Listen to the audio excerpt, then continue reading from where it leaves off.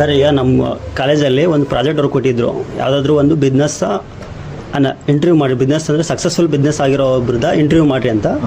ನಮಗೆ ಎಲ್ಲ ಸುತ್ತಮುತ್ತ ನೋಡಿದಾಗ ನೀವೊಂದು ಸ್ವಲ್ಪ ಸಕ್ಸಸ್ಫುಲ್ ಅನ್ಸೋಕ್ಕೆ ನಿಮ್ಮ ಶಾಪಿಗೆ ವಿಸಿಟ್ ಮಾಡಿದ್ದೀವಿ ಸರ್. ಸರ್, ಈಗ ನಿಮ್ಮದು ಜಾನು ಕ್ರಿಯೇಷನ್ಸ್ ಅಂತ ಇದೆಯಲ್ಲ, ಅದಕ್ಕೆ ಹೆಸರಿಡೋಕ್ಕೋಸ್ಕರ ಯಾವುದು ಜಾನು ಕ್ರಿಯೇಷನ್ ಅಂತ ಇಟ್ಟಿದ್ದೀರಲ್ಲ, ಯಾವುದು ಬೇಸ್ ಮೇಲೆ ಅದನ್ನ ಇಟ್ಟಿದ್ರು? ಜಾನು ಕ್ರಿಯೇಷನ್ಸ್ ಬಂದ್ಬಿಟ್ಟು ನಮ್ಮ ಪೆಟ್ ನೇಮ್ ಅದು. ಲೈಕ್ ನಮ್ಮ ಮನೆಯಲ್ಲಿರೋ ನಾಯಿ ಹೆಸರು ಅಲ್ಲಿದೆಲ್ಲ ಇದೆ, ಅದ್ರ ಹೆಸರು ಮೇಲೆ ಇಟ್ಟಿರೋದು. ಲೈಕ್ ಏನಂದರೆ ಮನೆಗೆ ಪ್ರತಿಯೊಬ್ಬರೂ ಅವ್ರನ್ನ ಪ್ರೀತಿಸ್ತೀವಿ ಅನ್ನೋ ಕಾರಣಕ್ಕೋಸ್ಕರ ಒಬ್ಬರು ಹೆಸರಿಟ್ಟಾಗ ಅಮ್ಮನ ಹೆಸರಿಟ್ಟರೆ ಇಲ್ಲ ಅಕ್ಕನ ಹೆಸರಿಟ್ಟರೆ ಪಾರ್ಶಿಯಾಲಿಟಿ ಆಗುತ್ತೆ ಅನ್ನೋ ಕಾರಣಕ್ಕೆ ಪ್ರತಿಯೊಬ್ಬರು ಪ್ರೀತಿಸೋದು ನಮ್ಮ ನಾಯಿನೇ. ಹಂಗಾಗಿ ನಮ್ಮ ನಾಯಿ ಹೆಸರಲ್ಲಿ ನಾವು ಮಾಡಿದ್ವಿ. So name is important. Name ಯಾವುದೇ ಕಾರಣಕ್ಕೂ ಇಂಪಾರ್ಟೆಂಟ್ ಆಗಲ್ಲ. ನಮ್ಮ ವರ್ಕ್ ಕರೆಕ್ಟಾಗಿತ್ತು ಅಂದರೆ ನೇಮ್ ಒಂದು ಐಡೆಂಟಿಫಿಕೇಷನ್ ಅಷ್ಟೇ ಅನ್ನೋ ಕಾರಣಕ್ಕೋಸ್ಕರ ಅದ್ರ ಹೆಸರಲ್ಲಿ ನಾವು ಮಾಡ್ಕೊಂಡಿದ್ದು. ಸೊ ಈಗಿನ ಪ್ರಪಂಚದಲ್ಲಿ ಮನುಷ್ಯರು ನೆನ್ಬಿಡ್ಕೊಳ್ಳೋದೇ ಕಷ್ಟ ಆಗಿದೆ. ಅಂಥದ್ರಲ್ಲಿ ನೀವು ನಿಮ್ಮ ನಾಯಿಗೋಸ್ಕರ ಇಷ್ಟೆಲ್ಲ ಮಾಡಿದ್ರೆ ಅಂದಮೇಲೆ ನಿಜವಾಗ್ಲೂ ನಮಗೆ ಖುಷಿ ಆಯ್ತು ಸರ್. ಸರ್, ಯಾವಾಗ ಸ್ಟಾರ್ಟ್ ಆಗಿದ್ದು ನಿಮ್ಮದು? ಇದು ಸ್ಟಾರ್ಟ್ ಆಗಿ ಇದು ಪ್ರೊಫೆಷನಲಿಟಿ ಸ್ಟಾರ್ಟ್ ಮಾಡಿ 7 ವರ್ಷ ಆಯಿತು. ಶಾಪ್ ಸ್ಟಾರ್ಟ್ ಮಾಡಿ 3 ವರ್ಷ ಆಯ್ತು ನಾನು. ಸರ್, ಇನ್ವೆಸ್ಟ್ಮೆಂಟ್ ಬೇಕಾಯಿತು ಮಾಡೋದಕ್ಕೆ? ಅರೌಂಡ್ ಇಕ್ವಿಪ್ಮೆಂಟ್ಸ್ ಎಲ್ಲ ಸೇರಿ ಇಲ್ಲಿಗೆ 13 ರಿಂದ 14 ಲಕ್ಷ ರೂಪಾಯಿ ಖರ್ಚಾಗಿದೆ. ಸರ್, ಈಗ ಇನ್ವೆಸ್ಟ್ಮೆಂಟ್ ಹೇಳಿದ್ರೆ 14-13 ಲಕ್ಷ, ಅದರಲ್ಲಿ ನಿಮ್ಗೆ ವರ್ಕೌಟ್ ಆಗುತ್ತಾ? ವರ್ಕೌಟು ನಾವು ಮಾಡೋದ್ರ ಮೇಲಿದೆ. ನಾವು ಎಷ್ಟು ಡೆಡಿಕೇಶನ್ ಕೊಟ್ಟು ವರ್ಕ್ ಮಾಡ್ತೀವಿ ಅದ್ರ ಮೇಲೆ. ಈಗ ನಾನು ಧೈರ್ಯ ಮಾಡಿದ್ದೀನಿ ಅಂದರೆ ಏನಂದರೆ ಅಷ್ಟು ಪ್ರಾಪರ್ಟಿ ಬಂದ್ಬಿಟ್ಟು ನಾನೇ ಜೀರೋ. ನಾನು ಕಾಲೇಜ್ ನಿಮ್ಮ ಲೈಫಲ್ಲಿ ಇದ್ದಾಗ ಝೀರೋ ಇತ್ತು. ಸೊ ನಾನು ಕೂಡ ಬೇರೆ ಕಡೆ ವರ್ಕಿಗೆ ಹೋಗ್ತಾ ಇದ್ದೆ. ಹೋಗ್ತಾ ನನ್ನ ಇನ್ವೆಸ್ಟ್ಮೆಂಟ್ ಬಂದುಬಿಟ್ಟು ಆ ಟೈಮಲ್ಲೇ ನನಗೆ ಏನೇನು ಲರ್ನಿಂಗ್ ಬೇಕು, ಮುಂದೆ ಫ್ಯೂಚರಲ್ಲಿ ಗ್ರೋ ಆಗಬೇಕಂದ್ರೆ ಏನು ಕಲಿಯಬೇಕು ಅನ್ನೋದಕ್ಕೆ ಓದ್ತಾ ಇರೋ ಟೈಮಲ್ಲೇ ನಾನು ವರ್ಕಿಗೋಸ್ಕರ ಟೈಮ್ ಕೊಡೋಕೆ ಸ್ಟಾರ್ಟ್ ಮಾಡಿದೆ. ಲೈಕ್ ಕಾಲೇಜ್ ಮುಗಿಸ್ಕೊಂಬಂದ ತಕ್ಷಣ ಬೇರೆ ಕಡೆ ವರ್ಕಿಗೆ ಹೋಗ್ತಾ ಇದ್ದೆ. ಅಲ್ಲಿಂದ ನಂದು ಡಿಗ್ರಿ ಮುಗಿದು MSc ಮುಗಿಯೋದ್ರೊಳಗೆ ನಾನು ಹತ್ತಿರ ನಾನೊಂದು 5 ರಿಂದ 6 ವರ್ಕ್ ಕಲ್ತಿದ್ದೆ. ಸೊ ಆ ವರ್ಕ್ನೆಲ್ಲ ಸೇರಿಸ್ಕೊಂಡು ಒಂದು ಕಡೆ ಯೂನಿಟ್ ಮಾಡ್ಕೊಂಡಿದ್ದೀನಿ ಅಷ್ಟೇ. ಸೊ ನಂದು ಅಂಗಡಿ ಖಾಲಿನೇ ಇರಲ್ಲ ಯಾವಾಗ್ಲೂ. ಸೊ ಬ್ಯುಸಿ ಇರುತ್ತೆ. ನನಗೆ ಕ್ಲೈಂಟ್ ಬರೋ ಅವಶ್ಯಕತೆಯೂ ಇಲ್ಲ. ಸೊ ಅಷ್ಟು ವರ್ಕ್ನ ನಾನು ಒಬ್ಬನೇ ಕಲ್ತಿರೋದ್ರಿಂದ ನಾನಂತರೂ ಬ್ಯುಸಿ ಇರ್ತೀನಿ. ಸೊ ಇನ್ನುಳಿದವರಿಗೆಲ್ಲ ಬಂದರೆ ಅವ್ರ ಮುಖಾಂತರ ವರ್ಕ್ ಕೂಡ ಇರುತ್ತೆ, ಖಾಲಿ ಇರಲ್ಲ. ಆ ಧೈರ್ಯದ ಮೇಲೆ ಅಂಗಡಿ ಮಾಡ್ಕೊಂಡಿರೋದು. ಸರ್, ಸಿಂಗಲ್ ಓನರ್ ಯಾರು ಪಾರ್ಟ್ನರ್ಸ್ ಇದ್ದಾರೆ? Single owner. ಸರ್, ನಿಮ್ಮಲ್ಲಿ ಯಾವ್ಯಾವ ಸ್ಪೆಷಲಿಟೀಸ್ ಇದೆ ಅಂದರೆ ಮೇಲೆ ಲೈಕ್ ವಿಡಿಯೋಗ್ರಾಫಲ್ಲಿ ಮದುವೆದು ಯಾವ ಥರ? ನಮ್ಮ ಹತ್ರ ವೆಡ್ಡಿಂಗಿಂದು ನಾವು ಆಲ್ಮೋಸ್ಟ್ ಸರ್ವಿಸ್ ಕೊಡ್ತೀವಿ. ನಾವು ಕ್ಲೈಂಟ್ಗಿಂತ ಜಾಸ್ತಿ ನಾವು ಫೋಟೋಗ್ರಾಫರ್ಸ್ಗೆ, ವಿಡಿಯೋಗ್ರಾಫರ್ಸ್ಗೆ B2B ಸರ್ವಿಸ್ ಕೊಡೋದ್ರಿಂದ ನಮಗೆ ಕ್ಲೈಂಟ್ನ ಹಿಡಿಬೇಕನ್ನೋ ಅವಶ್ಯಕತೆ ಏನಿಲ್ಲ. ಡೈರೆಕ್ಟ್ ಯಾಕಂದರೆ ಇನ್ನೊಂದು ಕಡೆ ಇರ್ತಾರೆ, ಫೋಟೋಗ್ರಾಫರ್ಸ್ ಇರ್ತಾರೆ, ಫೋಟೋಗ್ರಾಫರ್ಸಿಗೆ ವಿಡಿಯೋಗ್ರಾಫರ್ಸ್ ನೀಡಿರುತ್ತೆ. ಸೊ ನಮ್ಮ ಹತ್ರ ವಿಡಿಯೋಗ್ರಫಿ ಯೂನಿಟ್ ಇದೆ ಪ್ಲಸ್ ಫೋಟೋಗ್ರಫಿ ಯೂನಿಟ್ ಇದೆ. ಇಲ್ಲಾಂದರೆ ಫೋಟೋಗ್ರಫಿ ಪ್ಲಸ್ ವಿಡಿಯೋಗ್ರಫಿ ಯಾರು ಮಾಡ್ತಾರೆ ಎಲ್ಲ ವರ್ಕ್ನು ಒಬ್ಬರೇ ಮಾಡೋಕ್ಕಾಗಲ್ಲ ಅಂತೇಳಿ ನಮ್ಮ ಹತ್ರ ಕಳಿಸ್ಕೊಡ್ತಾರೆ. ಲೈಕ್ ನಮ್ಮ ಹತ್ರ ಆಲ್ಬಮ್ ಡಿಸೈನಿಂಗ್ ಆಗುತ್ತೆ, ವಿಡಿಯೋ ಎಡಿಟಿಂಗ್ ಆಗುತ್ತೆ, photo editing, retouch plus banner design, ಅದಾದಮೇಲೆ ಇದು ಫೋಟೋ ಫ್ರೇಮ್ಸು, ಇದೆಲ್ಲ ಇದೆ. ಒಬ್ಬೊಬ್ರು ಒಂದೊಂದೇ ಕೆಲಸ ಕಲ್ತಿರ್ತಾರೆ. ಕಾಲೇಜ್ ಲೈಫ್ ಮುಗಿಸ್ಕೊಂಡು ಇಲ್ಲ ಬೇರೆ ಈಗ ಅಪ್ಡೇಟ್ ಆಗಿ ಒಂದು 40-35 ವರ್ಷ ಆಗಿರೋರೆಲ್ಲ ಒಂದೊಂದೇ ಕೆಲಸ ಆಗಿ ಅವ್ರು ಆಲ್ರೆಡಿ ರಿಸ್ಕ್ ತೊಗೊಳಕ್ಕೆ ರೆಡಿ ಇರಲ್ಲ. ಸೊ ಅವ್ರು ಏನು ಮಾಡ್ತಾರೆ, ಅಲ್ಲಿ ಫೋಟೋ ತೊಗೊಂಬಂದಿರ್ತಾರೆ, ನೆಕ್ಸ್ಟ್ ಪ್ರೊಸೀಜರ್ ನಮಗೆ ಕೊಟ್ಟಿರ್ತಾರೆ. ಸೊ ಹಂಗಾಗಿ ಆ ಪ್ಲಾನಿಂಗಲ್ಲಿ ಇದ್ದೀವಿ. ಸರ್, ಒಂದು ಓನಾಗಿ ಬಿಸ್ನೆಸ್ ಮಾಡ್ತಾರೆ ಅಂದಮೇಲೆ ಸ್ಟಾರ್ಟಿಂಗ್ ಮಾಡಬೇಕಾದ್ರೆ ಒಂದು 108 ಸಮಸ್ಯೆ ಬಂದೇ ಬರುತ್ತೆ. ನಿಮ್ಗೆ ಆ ಥರ ಯಾವ್ದಾದ್ರು ಸಮಸ್ಯೆ ಬಂದಿದೆ? ಯಾವ ಥರ ಫೇಸ್ ಮಾಡಿದ್ರಿ ನೀವು? ಎಸ್, ಮೇನಾಗಿ ಬರೋದು ಮನಿ ಪ್ರಾಬ್ಲಮ್ಮೇನೆ. ಮನಿ ಇತ್ತು ಅಂದರೆ ಆರಾಮಾಗಿ ಇನ್ನು ಉಳ್ಕಿದ್ದೆಲ್ಲ ಕ್ಲಿಯರ್ ಆಗುತ್ತೆ. ನಮಗೂ ಕೂಡ ಸ್ಟಾರ್ಟಿಂಗಲ್ಲಿ ನಾವು ಕಲಿಯೋವಾಗ ದುಡ್ಡು ಮಾಡ್ಬೇಕಂತ ಏನು ಓದೋರಲ್ಲ. ಸೊ ಕಲ್ತಿದ್ರೆ ಮುಂದೆ ದುಡ್ಡು ಬರುತ್ತೆ ಅನ್ನೋದು ಒಂದು ಐಡಿಯಾ ಇದ್ದೇ ಇತ್ತು. ಸೊ ಆ ಧೈರ್ಯದ ಮೇಲೆ 3 ವರ್ಷ ನಾನು ಕಾಲೇಜಿಂದ ಡಿಗ್ರಿ ಮುಗಿಯೋ ಮಟ್ಟನು, MSc ಮುಗಿಯೋ ಮಟ್ಟ ನಾನು ಬೇರೆ ಹತ್ರ ಲೈಕ್ ಫ್ರೀಲ್ಯಾನ್ಸಿಂಗ್ ಆಗಿ ವರ್ಕ್ ಮಾಡ್ತಿದ್ದೆ. ಅದಾದಮೇಲೆ ಒಂದು ಸರ್ಟೈನ್ ಆಗಿ ಇನ್ವೆಸ್ಟ್ ಮಾಡೋದು ಬೇಕಾಯಿತು. ಸೊ ಅಲ್ಲೆಲ್ಲ ಮಾಡ್ಕೊಂಡು ಎಕ್ಸ್ಪೀರಿಯನ್ಸ್ ಇದ್ದಿದ್ದರಿಂದ ಸೊ ಕೆಲವೊಂದು ಫ್ರೆಂಡ್ಸ್ ನಿನ್ನ ಕೈಯಲ್ಲಿ ಮಾಡ್ತೀಯಾ ಆಗುತ್ತೆ ಅಂತೇಳಿ ಒಂದು 4-5 ಲಕ್ಷ ರೂಪಾಯಿ ಹೊರಗಡೆ ಫ್ರೆಂಡ್ಸ್ ಸಾಲ ಕೊಟ್ಟಿದ್ದಾರೆ. ಅದನ್ನು ಬಿಟ್ಟರೆ ಬ್ಯಾಂಕಲ್ಲಿ ನಾನು ಪ್ರೊಫೆಷ್ನಾಲಿಟಿ ಕೋರ್ಸ್ ಮುಗಿದಾಗ ಬ್ಯಾಂಕಿಂದ 6 ಲಕ್ಷ ರೂಪಾಯಿ ಲೋನ್ ಕೊಟ್ಟರು ನಮಗೆ. ಸೊ ಅಲ್ಲಿಂದ ನಾನೊಂದು 2 ಲಕ್ಷ ರೂಪಾಯಿ ಹಾಕೊಂಡು 12 ಲಕ್ಷ ರೂಪಾಯಿ 13 ಲಕ್ಷ ರೂಪಾಯಿ. ಸರ್, ಈವೆಂಟ್ ಇದೆಲ್ಲ ಮಾಡ್ತಿರಲ್ಲ, ಫೋಟೋಗ್ರಫಿ ಎಲ್ಲ, ಅದಾದಮೇಲೆ ನಂತರ ಅವ್ರಿಗೆ ಯಾವ ಥರ ಡೆಲಿವರಿ ಮಾಡ್ತೀರಾ? ಪ್ಯಾಕೇಜ್ ಆದಮೇಲೆ ಯಾವ ಥರ ಡೆಲಿವರಿ ಮಾಡ್ತೀರಾ? ನೀವು ಒಂದು ಡೆಲಿವರಿ ಮಾಡ್ತೀರಾ, ಅವರೇ ಬಂದು ತಿಳ್ಸ್ಕೊಂಡು ಹೋಗ್ಬೇಕು? ನಮ್ಮ ಹತ್ರ 2 ಇದೆ. ಕ್ಲೈಂಟ್ ಡಿಪೆಂಡ್ಸ್ ಅಪಾನ್ ಕ್ಲೈಂಟ್ ಇದು ಮೇಲೆ. ಅವ್ರಿಗೆ ಟೈಮ್ ಇತ್ತು ಬಂದು ಕುತ್ಕೊಂಡು ಮಾಡ್ತೀನಿ ಅಂದರೆ ಬರ್ಬೋದು ಶಾಪಿಗೆ. ಇಲ್ಲ ನಾವು ಬಿಸಿ ಇದೀವಿ ಅಂದರೆ ನಮ್ಮದು ಹೋಮ್ ಡೆಲಿವರಿ ಸರ್ವಿಸ್ ಕೂಡ ಇದೆ.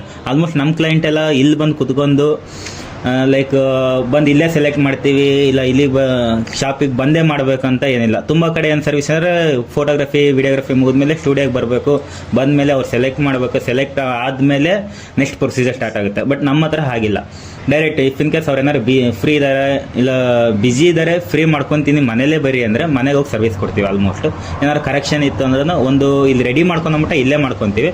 ಅದಾದ್ಮೇಲೆ ಏನಾದ್ರು ಕರೆಕ್ಷನ್ ಇತ್ತು ಅಂದ್ರೆ ಅವ್ರ ಹತ್ರನೇ ಹೋಗಿ ಕ್ಲೈಂಟ್ ಹತ್ರ ಮಾಡ್ಕೊಂಬರ್ತೀವಿ. ಸರ್, ಒಂದು ಇವೆಂಟ್ ಆದಮೇಲೆ ಎಷ್ಟು ದಿನ ಬೇಕು ನಿಮ್ಮ ಹತ್ರ ಡೆಲಿವರಿ ಕೊಡೋದು? ನಾವು ಅರೌಂಡ್ 1 ಮಂತಲ್ಲೇ ಕೊಡೋಕ್ಕೆ ಟ್ರೈ ಮಾಡ್ತೀವಿ. ಬೇಸ್ಡ್ ಆನ್ ಕ್ಲೈಂಟ್ ಮೇಲೆ ಇರುತ್ತೆ. ಬಿಕಾಸ್ ನಾವು ಎಷ್ಟು 90 ಡೇಸ್ ಟೈಮ್ ತೊಗೊಂಡಿರ್ತೀವಿ. ಒಂದು ಇವೆಂಟ್ ಮುಗಿದು 90 ದಿವಸದೊಳಗೇ ನಮಗೆ ಕ್ಲಿಯರ್ ಆಗಬೇಕು, ಇವೆಂಟಿನ ಟೋಟಲಾಗಿ ಕ್ಲಿಯರ್ ಆಗಬೇಕು. ಸೊ ಇಫ್ ಇನ್ ಕೇಸ್ ಅದಕ್ಕಿಂತ ಎಕ್ಸ್ಟೆಂಡ್ ಆಯ್ತು ಅಂದರೆ ಬೇಸ್ಡ್ ಆನ್ ಅವರು ಪೇಮೆಂಟ್ ಕ್ಲಿಯರ್ ಮಾಡಿದ್ರು ಅಂದರೆ ತುಂಬ ಇಮಿಡಿಯೇಟ್, ಆಲ್ಮೋಸ್ಟ್ ನಮ್ದೆಲ್ಲ 90% ಪೇಮೆಂಟ್ ಆಗೋದ್ರಿಂದ ನಾವು 1 ತಿಂಗಳೊಳಗೆ ಕೊಡ್ತೀವಿ. ಇಫ್ ಇನ್ ಕೇಸ್ ಕ್ಲೈಂಟ್ ಸೆಲೆಕ್ಷನಲ್ಲಿ ಲೇಟ್ ಮಾಡಿದ್ರು ಅಂದರೆ ಅದಾಗಿ 1 ತಿಂಗಳಿಗೆ ಕೊಡ್ತೀವಿ. ನಿಮಗೆ ಯಾರಾದ್ರು ಕಾಂಪಿಟೇಟರ್ ಏನಾದ್ರು? ಕಾಂಪಿಟೇಷನ್ ಪ್ರತಿಯೊಂದು ಫೀಲ್ಡಲ್ಲೂ ಇದೆ, ಈ ಫೀಲ್ಡಲ್ಲೂ ಇದೆ. ಬಟ್ ನನಗೆ ಕಾಂಪಿಟೇಟರ್ ಅಂತೇಳಿ ಯಾರು ಇಲ್ಲ. ಯಾಕಂದ್ರೆ ನಾನು ಒಂದೇ ಕೆಲಸ ಮಾಡಲ್ಲ. ಈಗ ಫೋಟೋಗ್ರಫಿನೇ ಮಾಡ್ತೀನಿ ಅಂದರೆ ಕಾಂಪಿಟೇಷನ್ ತುಂಬ ಜನ ಇಲ್ಲ, ಒಂದು 8-10 ಜನ ಫೋಟೋಗ್ರಾಫರ್ ಇದ್ದಾರೆ. ಸೊ 8-10 ಜನ ಫೋಟೋಗ್ರಾಫರ್ ಇದ್ದಾಗ ನಾನು ಒಂದು 10,000 ಹೇಳಿದೆ ಅಂದರೆ ಇನ್ನೊಬ್ನಿಗೆ ಏನೋ ಹಸಿವು ಇರುತ್ತೆ, ಇಲ್ಲ ನೀಡ್ ಇರುತ್ತೆ. ಸೊ ಅವ್ರು 8,000 ಹೇಳ್ಬೋದು, ಇನ್ನೊಬ್ರು 7,000 ಹೇಳ್ಬೋದು. Depends on quality. ನನ್ನ ಕ್ವಾಲಿಟಿ ಕಳ್ಕೊಳಕ್ಕೆ ನಾನು ರೆಡಿ ಇಲ್ಲ. ಸೊ ನನ್ನ ಪ್ರೈಸಲ್ಲಿ ಏನಾದ್ರು ಬಂದರೆ ನಾನು ಮಾಡ್ತೀನಿ, ಇಲ್ಲ ಅಂದರೆ ಕಾಂಪಿಟೇಟರ್ಸ್ಗೆ ಬಿಟ್ಕೊಡಕ್ಕೆ ಹೇಳ್ತೀನಿ. ಬಿಕಾಸ್ ಯಾಕಂದರೆ ನಂದು ಬೇರೆ ಕೆಲಸ ಇದೆ, ನಾನು ಅದನ್ನು ಮಾಡ್ಕೊತೀನಿ. ಈಗ ಒಂದೇ ದಿನದಾಗೆ ನಿಮಗೆ ಇದು ಬುಕ್ಕಿಂಗ್ ಆಗಿರ್ತಾವಲ್ಲ ಸರ್, ಅದು ಯಾವ ರೀತಿ ಮ್ಯಾನೇಜ್ ಮಾಡ್ಕೊಂಡು? ಇದೆ, ಟೈಅಪ್ ಇದೆ. ಒಂದು 4-5 ಶಾಪ್ನವ್ರ ಜೊತೆಗೆ, ಮತ್ತೆ ಒಂದು 20-25 ಜನ ಫೋಟೋಗ್ರಾಫರ್ ಪ್ಲಸ್ ವಿಡಿಯೋಗ್ರಾಫರ್ ಜೊತೆಗೆ ಟೈಅಪ್ ಇದೆ. ಸಿನಿಮ್ಯಾಟಿಕ್, ಯಾಕಂದರೆ ಎಲ್ಲ ಕೆಲಸನೂ ಒಬ್ಬರು ಕೈಯಲ್ಲೇ ಆಗಲ್ಲ, ಡಿವೈಡ್ ಮಾಡ್ತೀವಿ. ಈಗ ಒಂದೇ ದಿವಸ ಎಲ್ಲ ಬಂತು ಅಂದ್ರೂ ಒಂದು ವಿಡಿಯೋಗಾಗಲಿ ಫೋಟೋಗಾದ್ರೂ ಬೇಕೇ ಬೇಕಾಗುತ್ತೆ. ಸೊ ಈ ಫೀಲ್ಡಲ್ಲಿ ಟೈಅಪ್ ಇರಲೇಬೇಕಾಗುತ್ತೆ. ಪ್ರತಿಯೊಬ್ಬರು ಟೈಅಪಲ್ಲಿ ಇದ್ದೇ ಇರ್ತಾರೆ. ಇದು ಎಂಪ್ಲಾಯರ್ಸ್ ಎಷ್ಟು ಜನ ಇರ್ತಾರೆ? ಇವಾಗ 3 ಜನ ಇದ್ದಾರೆ. ಸರ್, ಈಗ ಎಂಪ್ಲಾಯ್ಸ್ ಇದ್ದಾರಂತಲ್ಲ, ಎಷ್ಟು ಸ್ಯಾಲ್ರಿ ಕೊಡ್ತೀವಿ ಅವ್ರಿಗೆ ಪರ್ ಮಂತ್? ಬೇಸ್ಡ್ ಆನ್ ಇವಾಗ ಕಲಿತಾ ಇರೋರೆಲ್ಲ 4,000-5,000ಕ್ಕೆ ಬರ್ತಿದ್ದಾರೆ. ಅದನ್ನ ಬಿಟ್ಟರೆ ಒಬ್ಬ ಇದ್ದ, ಅವನಿಗೆ 10,000 ರೂಪಾಯಿ ಕೊಡ್ತಾ ಇದ್ದಾನೆ. ಅವ್ನು ಇವಾಗ ಒಂದು ಸ್ವಲ್ಪ ಲೀವಲ್ಲಿ ಇದ್ದಾನೆ. ಅಂದರೆ ನೀವು ಹೊಸ್ದಾಗಿ ಬರೋರಿಗೆ ಟ್ರೈನಿಂಗ್ ಥರ? ಹೊಸದವರಿಗೆ ಟ್ರೈನಿಂಗು, ಬರ್ತಾ ಹೋಗ್ತಾ ಅವರಿಗೂ ಬಸ್ ಚಾರ್ಜು ಅದು ಇದಕ್ಕಂತೇಳಿ ಬೇಸಿಕ್ ಲರ್ನಿಂಗಿಗೋಸ್ಕರ ಪರ್ಪಸ್ ಅವ್ರದ್ದೊಂದು ರೆವಲ್ಯೂಷನ್ ಅಂತ ಕೊಡ್ತೀವಿ ಅಷ್ಟೇ. ಸರ್, ಈ ಒಂದು ಸ್ಟುಡಿಯೋ ಇದೆಯಲ್ಲ, ಬೇರೆ ಬ್ರಾಂಚ್ಗಳು ಮಾಡ್ಬೇಕಂತ ಏನಾದರೂ ಇದೆ. ಇನ್ನೊಂದು 4 ಯೂನಿಟ್ ಆಗುತ್ತೆ, ಇನ್ನೊಂದು 2 ವರ್ಷದಲ್ಲಿ ಆಗುತ್ತೆ. 2 ವರ್ಷದಲ್ಲಿ ದಾವಣಗೆರೆಯಲ್ಲಿ ಆಲ್ರೆಡಿ ಜಾಗ ಎಲ್ಲ ನೋಡಿದೆ. ಬಟ್ ರೆಡಿ ಮಾಡ್ತಾರೋ ಹುಡುಗರೆಲ್ಲ ಕರೆಕ್ಟಾಗಿ ರೆಡಿ ಆದ್ರೆ ಅಂದರೆ ಟೈಅಪ್ಪಲ್ಲಿ ಅವ್ರನ್ನೇ ಅಟ್ಯಾಚ್ ಮಾಡ್ಬೇಕನ್ನೋ ಪ್ಲಾನಲ್ಗೋಸ್ಕರ ನಮ್ದು ಒಂದು ಟೀಮ್ ಬಿಲ್ಡ್ ಮಾಡ್ಕೊತಾ ಇದ್ದೀವಿ. ಸರ್, ಚಿಕ್ಕ ಏಜಲ್ಲಿ ಇಷ್ಟಕ್ಕಂದು ಮಾಡಿದ್ದೀರಲ್ಲ, ನಿಮಗೆ ಯಾರಾದರೂ ಹೊಸ ಬಿಸ್ನೆಸ್ ಮಾಡೋದಾದ್ರೆ ಏನು ಹೇಳ್ಬೋದು ನಿಮ್ಮ ಕಡೆಯಿಂದ ಅಡ್ವೈಸ್ ಏನು? ಹೇಳೋದೇನಿಲ್ಲ, ಬಿಸ್ನೆಸ್ಸು ಸ್ಟಾರ್ಟಿಂಗ್ ತುಂಬ ಈಸಿ ಅನಿಸ್ಬಿಡುತ್ತೆ ಹೊಸ್ದಾಗಿ ಬಂದವರಿಗಾಗಲಿ ಏನಾಗಲಿ. ಯಾಕಂದರೆ ದುಡ್ಡಿನ ಆಸೆ ಅನ್ನೋದನ್ನ ಬಂದ ತಕ್ಷಣನೇ ಕಲಿಯೋವಾಗ ತುಂಬ ಆಪರ್ಚುನಿಟೀಸ್ ಬರುತ್ತೆ. ಈಗ ಲೈಕ್ ಯಾರು ಒಬ್ರು ಫೋಟೋಗ್ರಫಿ ಹೋಗ್ತಾ ಇದ್ದೀವಿ ಅಂದರೆ ರಿಲೇಷನಲ್ಲಿ ಇನ್ನೊಬ್ರು ನಮ್ದೊಂದು ಫೋಟೋಗ್ರಫಿ ಮಾಡಿಕೊಡಿ, ಅವ್ರು ಚೆನ್ನಾಗಿ ಮಾಡ್ತಾರೆ, ಇವ್ರು ಚೆನ್ನಾಗಿ ಮಾಡ್ತಾರೆ ಅಂತೇಳಿ ನಿಮ್ಮ ಹತ್ರ ಫ್ರೀಯಾಗಿ ಸೋರ್ಸ್ನ ತಗೊಳಕ್ಕೋಸ್ಕರ ನಿಮ್ಮನ್ನು ಒಂದು ಸ್ವಲ್ಪ ಉಬ್ಬಿಸಿ ನಿಮ್ಮನ್ನು ಕರೆಯೋಕ್ಕೆ ಇಷ್ಟಪಡ್ತಾರೆ. ಸೊ ಅವ್ರಿಗೆ ಏನಂದರೆ ಅವ್ರು ಆ ಕಡೆ ದುಡ್ಡು ಉಳ್ಸೋಕ್ಕೋಸ್ಕರ ಟ್ರೈ ಮಾಡಿರ್ತಾರೆ ಹೊರತು ನಿಮ್ಮ ಸ್ಕಿಲ್ ನೋಡಿ ಅದು ಇದು ಅಂತ ಏನಿರಲ್ಲ. ಯಾಕಂದ್ರೆ ಹೊರಗಡೆ 10,000-15,000 ಇರೋದು ನಮ್ಮ ಹತ್ರ ಒಂದು 1,000 ರೂಪಾಯಿ ಕ್ಯಾಮ್ರಾ ರೆಂಟಲ್ಲೇ ಮುಗ್ದೋಗುತ್ತೆ ಅನ್ನೋ ಫೀಲಲ್ಲಿ ಮಾಡ್ತಾರೆ. ಬಟ್ ನೀವು ಅದನ್ನು ನಂಬ್ಕೊಂಡು ಇಲ್ಲಿ ಇನ್ನೊಂದು ಕಡೆ ಕಲಿಯೋ ಕಡೆ ಬಿಟ್ಟು ಅಲ್ಲಿ ಹೋದ್ರಿ ಅಂದರೆ ಲೈಫ್ ಅಲ್ಲಿಗೆ ನಿಲ್ಲುತ್ತೆ. ಒಂದು ಕಡೆ ಮಿನಿಮಮ್ ಆದರೂ ನೀವು ಕಲಿಬೇಕಾದ್ರೆ 1.5-2 ವರ್ಷ ಅಂತೂ ಬೇಕು. ಒಂದು skill photography videography album design ಅಥವಾ ಬ್ಯಾನರ್ ಎಡಿಟಿಂಗು ಇಲ್ಲ ಏನೇ ಮಾಡ್ತೀವಿ ಅಂದರೆ ಮಿನಿಮಮ್ 1-1.5 ವರ್ಷ ಕಲ್ತೀರಿ ಅಂದರೆ ಟ್ರಸ್ಟೆಡ್ ಮತ್ತು ನಿಮಗೆ ಕ್ಲೈಂಟ್ ಅಟೆಂಡ್ ಮಾಡೋ ಕ್ಯಾಲಿಬರ್ ಕೂಡ ಸಿಗುತ್ತೆ. ಇಲ್ಲ ಅಂದರೆ ಅದೇ ಅಲ್ಲಿಗೆ ನಿಮ್ಮ ರಿಲೇಷನ್ಸ್ ಯಾರು ಸರೌಂಡಿಂಗ್ ಇರ್ತಾರೆ ಅಲ್ಲಿಗೆ ಮಾಡ್ತಾ ಹೋಗ್ತೀರಾ. ಸ್ಟಾರ್ಟಿಂಗ್ ನಾವು ನೀವು ಕಾಲೇಜ್ ಲೈಫಲ್ಲಿ ಇದ್ದಾಗ, ಕಾಲೇಜು ಅಥವಾ ಸ್ಟಾರ್ಟಿಂಗ್ ಬೇಸಿಕ್ಕಲ್ಲಿ ಇದ್ದಾಗ ಅವಾಗ ಕಟ್ಟವು ಮಾಡವು ಈ ಕಮಿಟ್ಮೆಂಟ್ಸ್ ಕಡಿಮೆ ಇರುತ್ತೆ. ಸೊ ಆ ಟೈಮಲ್ಲಿ ನೀವು ಸ್ಕಿಲ್ ಕಡೆ ಗ್ರೋತ್ ಕೊಡಲಿಲ್ಲ, ಹಂಗೇನೆ ದುಡ್ಡಿನ ಕಡೆ ಒಂದು ಸ್ವಲ್ಪ ಏನಾದ್ರು ಗ್ರೋತ್ ಕೊಟ್ರಿ, ಇಲ್ಲ ಆ ಕಡೆ ಒಂದು ಸ್ವಲ್ಪ ಜ್ಞಾನ ಆ ಕಡೆ ಹೋಯ್ತು ಅಂದರೆ ಈಗ ನೀವು ಸ್ಕಿಲ್ ಕಲಿಲ್ದಂಗೆ ಔಟ್ಡೇಟೆಡ್ ಆಗ್ತಾ ಬರುತ್ತೆ. ಸ್ಕಿಲ್ಸ್ ಎಲ್ಲ ಒಂದು ಮ್ಯಾಕ್ಸಿಮಮ್ ನೀವು ಕಲ್ತಿರೋ ಇದಕ್ಕೊಂದು 2 ವರ್ಷದಲ್ಲೇ ಔಟ್ಡೇಟೆಡ್ ಆಗುತ್ತೆ. ಅದಾದಮೇಲೆ ನಿಮ್ಮ ಜೀವನ ಬೇಕು ಅಂದರೆ ಇಲ್ಲಿ ಬೇಸಿಕ್ಕು ನೀವು ಸ್ಟ್ರಾಂಗಾಗಿ ಹೋಗಿರ್ಬೇಕು. ಪ್ರಾಫಿಟಲ್ಲಿ ಎಷ್ಟು? ಪ್ರಾಫಿಟ್ ಮಾರ್ಜಿನ್ ಇರುತ್ತೆ. ಇವಾಗ ಕಾಂಪಿಟೇಷನ್ ಜಾಸ್ತಿ ಇರೋದ್ರಿಂದ 30% ಮಾರ್ಜಿನ್ ಇರುತ್ತೆ. ಕಾಂಪಿಟೇಷನ್ ಇಲ್ಲ ಈಗ ಲೈಕ್ ಅಂದರೆ ನಾವು ಈ ಇನ್ಸ್ಟಾಗ್ರಾಮು ಫೇಸ್ಬುಕ್ ಇದು ಬರೋಕ್ಕಿಂತ 15 ವರ್ಷದ ಹಿಂದ್ಗಡೆ ಆದರೆ 200% ಪ್ರಾಫಿಟಲ್ಲಿ ಇತ್ತು ಫೋಟೋಗ್ರಫಿ ಫೀಲ್ಡು. ಮತ್ತು ಯಾವುದೇ ಬಿಸ್ನೆಸ್ ಆದ್ರೂ, ಈವನ್ ಹಾರ್ಡ್ವೇರ್ ಬಿಸ್ನೆಸ್ ಆದರೂ ಕೂಡ 200-300% ಪ್ರಾಫಿಟ್. ಲೈಕ್ ಅಂದರೆ 100 ರೂಪಾಯಿ ಹಾಕಿದ್ರೆ 300 ರೂಪಾಯಿ ತೆಗಿತಾ ಇದ್ರು. ಇವಾಗೆಲ್ಲ ಏನಂದರೆ 100 ರೂಪಾಯಿ ಹಾಕಿದ್ರೆ 170-130 ಈ ಪ್ರಾಫಿಟ್ ರೇಂಜಲ್ಲಿ. ಲೈಕ್ ಏನಂದರೆ 30% ಹತ್ರ ಮಾರ್ಜಿನ್ ಇದ್ದೇ ಇರುತ್ತೆ ಏನು ಮಾಡಿದ್ರು. ಬಿಕಾಸ್ ರೆಂಟು ಅವು ಇವು ಎಲ್ಲ ಕಟ್ಟೋದಿರೋದ್ರಿಂದ ಮಾಡ್ಕೊಳ್ಳೇಬೇಕು. ಸರ್, ನಿಮ್ದು ಆನ್ಲೈನ್ ಬುಕ್ಕಿಂಗ್ ಏನಾದರೂ ಇದೆ ಆನ್ಲೈನಲ್ಲಿದೆ.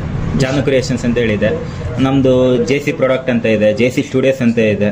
ಅದಾದ್ಮೇಲೆ ಜಾನು ಕ್ರಿಯೇಷನ್ಸ್ ಒಂದು ಫ್ಲೆಕ್ಸಿಗೋಸ್ಕರ ಒಂದು ಮಾಡಿದ್ವಿ, ಒಂದು ಫೋಟೋ ಫ್ರೇಮಿಗೋಸ್ಕರ ಒಂದು ಮಾಡಿದ್ವಿ, ಇನ್ನೊಂದು ಬರೀ ಸ್ಟುಡಿಯೋಗೆ. ಯಾಕಂದ್ರೆ ಕ್ಲೈಂಟ್ಸಿಗೆ ಕ್ಲಮ್ಸಿ ಆಗ್ಬಾರ್ದು, ನಮ್ಮನ್ನು ಫಾಲೋ ಮಾಡೋರಿಗೆ ಒಂದು ಸ್ಟುಡಿಯೋದು ಫೋಟೋಗ್ರಫಿ ನೋಡಿ ಫಾಲೋ ಮಾಡಿರ್ತಾರೆ, ಅವ್ರಿಗೆ ನಾನು ಫೋಟೋ ಫ್ರೇಮಿಂದ ಇಲ್ಲ ಬ್ಯಾನರಿಂದ ಕಳಿಸ್ತೀನಿ ಅಂದಾಗ ಅವ್ರು ನೋಡೋರಿಗೆ ಅವ್ರ ಫಾಲೋವರ್ಸ್ಗೆ ಡಿಸ್ಟರ್ಬೆನ್ಸ್ ಅನಿಸಬಾರ್ದು ಅನ್ನೋ ಕಾರಣಕ್ಕೆ ಡಿವೈಡ್ ಮಾಡ್ಕೊಂಡಿದ್ದೀವಿ. ಸೊ ಆ ಕಡೆಯಿಂದ ಫಾಲೋವರ್ಸ್ ಅಲ್ಲಿಗೆ, ಈ ಕಡೆ ಫಾಲೋವರ್ಸ್ ಇಲ್ಲಿಗೆ, ಆ ಥರ ಇಟ್ಕೊಂಡಿದ್ದೀವಿ. ಸರ್ ಇನ್ಸ್ಟಾ ಐಡಿ ಯಾವುದಾದ್ರು ಯೂಟ್ಯೂಬಲ್ಲಿ ಇನ್ಫ್ಲುಯೆನ್ಸ್ ಮಾರ್ಕೆಟಿಂಗ್ ಮಾಡಿದ್ರೆ ಇನ್ನೂ ಮಾಡಿಲ್ಲ, ಸ್ಟಾರ್ಟ್ ಮಾಡಬೇಕು. ಟೈಮ್ ಸಿಗ್ತಾ ಇಲ್ಲ, ನಮ್ದು ವರ್ಕ್ ಮಾಡೋಕ್ಕೆ ನಮಗೆ ಟೈಮ್ ಸಿಗ್ತಾ ಇಲ್ಲ. ಹಂಗಾಗಿ ಈ ತಿಂಗಳು ಅಷ್ಟು ಮುಗಿಸೋಣ ಅಂತೇಳಿ ಬೇರೆ ಹೊಸ ಆರ್ಡ್ರ್ ಯಾವುದು ತೊಗೊಳ್ತಾ ಇಲ್ಲ ನಾವು. B2B ಇಂದ ಯಾವುದು ತೊಗೊಳ್ತಾ ಇಲ್ಲ, ಇರೋದನ್ನ ಕ್ಲಿಯರ್ ಮಾಡೋಣ ಅಂತೇಳಿ ಕ್ಲಿಯರ್ ಮಾಡ್ತಾ ಇದ್ದೀವಿ. ಸ್ಟುಡಿಯೋ ಇನ್ನೂ ದೊಡ್ಡ ಮಟ್ಟಕ್ಕೆ ಬೆಳೀಲಿ ಅಂತ ನಮ್ಮ ಕಡೆಯಿಂದ. Okay, thank you. Thank you.